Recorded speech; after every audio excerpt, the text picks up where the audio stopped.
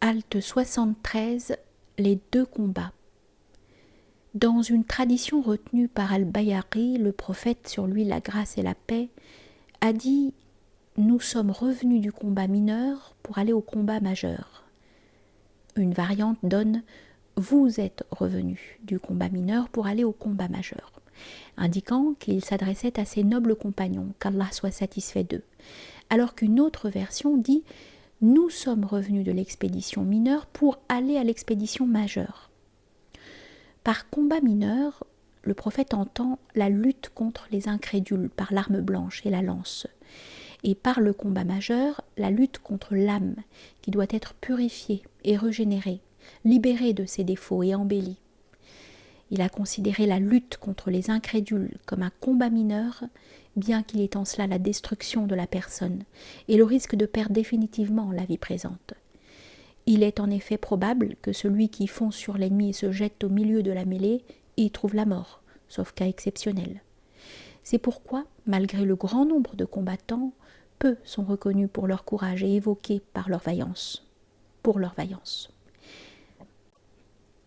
Il se peut qu'il ait réservé le nom de combat majeur à la lutte contre l'âme, bien que dans la plupart des cas on n'y perde pas la vie présente par la mort corporelle, parce qu'on y perd le repos, l'assouvissement des passions, par la réforme des mœurs et le remplacement des états condamnables par des états louables.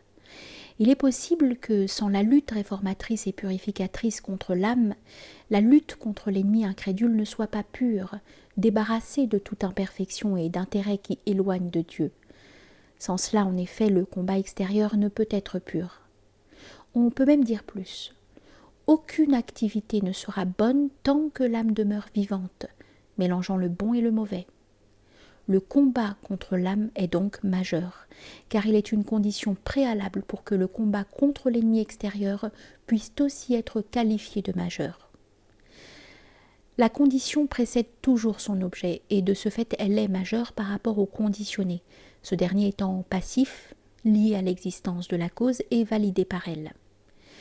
Il se peut aussi qu'il ait réservé la dénomination de combat mineur à la lutte contre l'ennemi incrédule, en fonction de ceux qui donnent l'assaut en se jetant dans la mêlée, mais ne sont pas réellement des combattants au sens sacré du terme.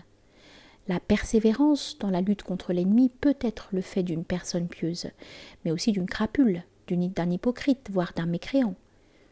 Considère dans la tradition authentifiée par Al-Bukhari la réponse du messager d'Allah, qu'Allah répande sur lui la bénédiction et la paix, lorsqu'on lui demanda « Ô messager d'Allah, qu'en est-il du combattant qui lutte avec enthousiasme, de celui qui combat pour montrer son degré, de celui qui combat pour qu'on parle de lui, de celui qui combat pour le butin? Lequel est dans le sentier d'Allah ?» Il répondit « Celui qui combat pour la suprématie de la parole d'Allah, celui-là est dans le sentier d'Allah. » Les autres catégories endossent les attributs du combat sacré extérieurement, mais il n'en est qu'un qui soit réellement un combattant de Dieu. Ainsi, tous ceux qui luttent contre l'ennemi mécréant n'accèdent pas à la béatitude, et tous ceux qui meurent dans un tel combat ne sont pas nécessairement des martyrs. Le cas de Kuzman, rapporté dans le recueil de traditions avérées, en est la meilleure preuve.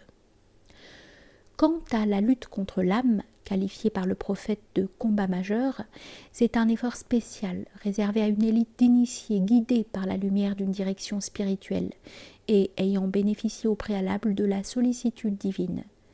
Ne s'engage dans les flots de ce combat que celui qui est fait pour cela, le bienheureux qui marche vivant sur terre tout en étant martyr. Dans la tradition rapportée, il y a une allusion au fait que pour le combat contre les mécréants, il n'est pas fait de distinction entre celui qui est tué et agréé auprès d'Allah, qu'il soit exalté, et l'autre, le malheureux, objet de la colère divine. Il n'en est pas ainsi pour le combat majeur qui, lui, est annonciateur de la béatitude et débouche sur l'obtention du meilleur et plus encore. Ne peut l'assumer que le croyant craignant Dieu, l'être très sincère et pur. C'est pourquoi ce combat est majeur. Le combat contre les mécréants fut appelé mineur par le prophète, sur lui la grâce unitive et la paix, car lutter contre eux et les tuer n'est pas un but en soi pour le législateur. La finalité de la guerre sainte, en effet, n'est pas de détruire et d'anéantir les créatures d'Allah, ni de ruiner ce qu'a bâti le Seigneur, ou de dévaster ses contrées, ce qui serait contraire à sa sagesse. Dieu n'a rien créé dans les cieux et la terre et entre les deux inutilement. C'est ainsi qu'il n'a créé les djinns et les hommes qu'en vue de son adoration, et ce qu'ils font. Le connaissant le sait, et l'ignorant ne le sait pas. Le dessein du législateur n'est que de protéger les croyants contre la nuisance des mécréants et les torts qu'ils peuvent leur causer, car lorsque la puissance de ces derniers se renforce, cela porte préjudice à la religion et à la vie des croyants, ainsi que l'indiquent les versets suivants. Si Allah n'avait pas repoussé certains hommes par d'autres, alors auraient été démolis des couvents, des églises, des synagogues, des mosquées, dans lesquelles le nom d'Allah est invoqué abondamment. Sourate 22, verset 40.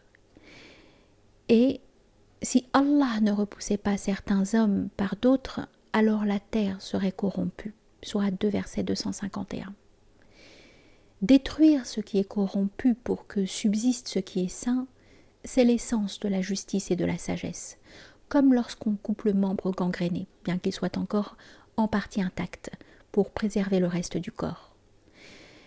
À supposer que les croyants n'aient rien à craindre des mécréants, tuer ces derniers ne serait pas permis, indépendamment du fait que l'on se rapproche de Dieu par cela. C'est pourquoi il n'est pas permis de les tuer avant de les avoir appelés à l'islam. Puis, s'ils n'entrent pas en islam, de leur demander de payer la jizya, le tribut imposé aux non-musulmans. S'ils obtempèrent, il est interdit de les combattre, parce qu'après cela, on a l'assurance légale d'être protégé contre tout mal et nuisance de leur part. De là aussi l'interdiction de tuer les femmes, les enfants impubères et les moines. C'est différent dans le cas du combat contre l'âme pour sa purification, car cela est un but en soi. Dans le combat contre elle se trouve sa purification, et dans cette dernière se trouve sa délivrance, ainsi que la connaissance de son Seigneur. La connaissance est ce qu'a en vue l'amour divin lorsqu'il existencie les choses. Le Coran dit en effet « Je n'ai créé les djinns et les hommes que pour qu'ils m'adorent » Sourate 51, verset 56, c'est-à-dire que pour qu'ils me connaissent, selon la glose d'Ibn Abbas, étant donné que l'adoration dérive de la connaissance. Il ne fait aucun doute que ce qui a son but en soi est plus important que ce qui a son but en autre chose.